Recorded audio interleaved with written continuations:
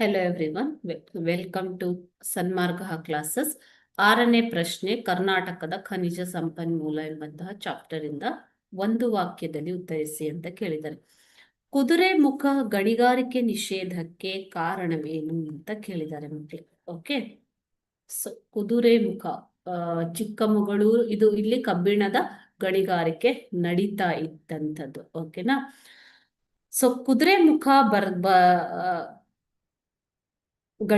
ಕುದುರೆಮುಖವು ಎಲ್ಲಿ ಬರುತ್ತೆ, ಯಾವ ಜಿಲ್ಲೆಯಲ್ಲಿ ಬರುತ್ತೆ ಅಂದ್ರೆ ಚಿಕ್ಕಮಗಳೂರು ಜಿಲ್ಲೆಯಲ್ಲಿ ಬರುತ್ತೆ. ಓಕೆನಾ.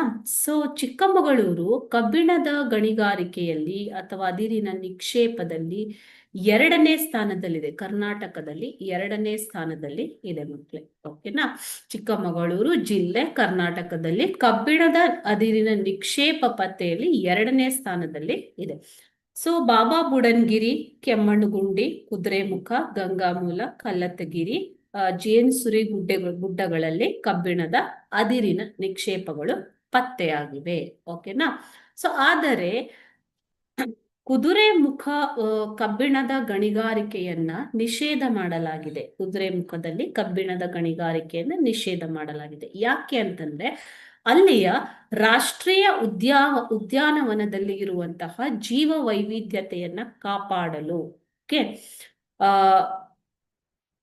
ಜೀವ ವೈವಿಧ್ಯತೆಯನ್ನ ಕಾಪಾಡಲು, ರಾಷ್ಟ್ರೀಯ ಉದ್ಯಾನವನ ಮತ್ತು ಜೀವ ವೈವಿಧ್ಯತೆಯನ್ನು ಕಾಪಾಡಲು ಹಾಗೂ ಅರಣ್ಯ ನಾಶವನ್ನು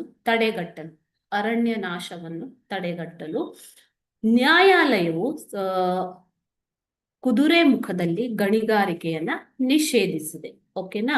ಸೊ ಸ್ಥಗಿತಗೊಳಿಸಿ ಸರ್ವೋಚ್ಚ ನ್ಯಾಯಾಲಯವು, ರಾಷ್ಟ್ರದ ಸರ್ವೋಚ್ಚ ನ್ಯಾಯಾಲಯವೇ ರಾಷ್ಟ್ರೀಯ ಉದ್ಯಾನವನವಿರುವ ಕುದುರೆಮುಖದಲ್ಲಿ ಜೀವ ವೈವಿಧ್ಯತೆಯನ್ನು ಕಾಪಾಡಲು ಮತ್ತು ಅರಣ್ಯ ನಾಶವನ್ನ ತಡೆಗಟ್ಟಲು ಗಣಿಗಾರಿಕೆಯನ್ನ ಸ್ಥಗಿತಗೊಳಿಸಿ ಆದೇಶವನ್ನ ನೀಡಿದೆ. ಓಕೆನಾ. ಸರ್ವೋಚ್ಚ ನ್ಯಾಯಾಲಯವು ಗಣಿಗಾರಿಕೆಯನ್ನ ನಿಷೇಧಿಸಿದೆ, ಸ್ಥಗಿತಗೊಳಿಸಿ ಆದೇಶಿಸಿದೆ. ಈ ಆದೇಶದ ಪ್ರಕಾರ ಚಿಕ್ಕಮಗಳೂರು ಜಿಲ್ಲೆ ಕುದುರೆಮುಖದಲ್ಲಿ ಗಣಿಗಾರಿಕೆಯನ್ನು ನಿಷೇಧಿಸಲಾಗಿದೆ. ಓಕೆನಾ. Thank you.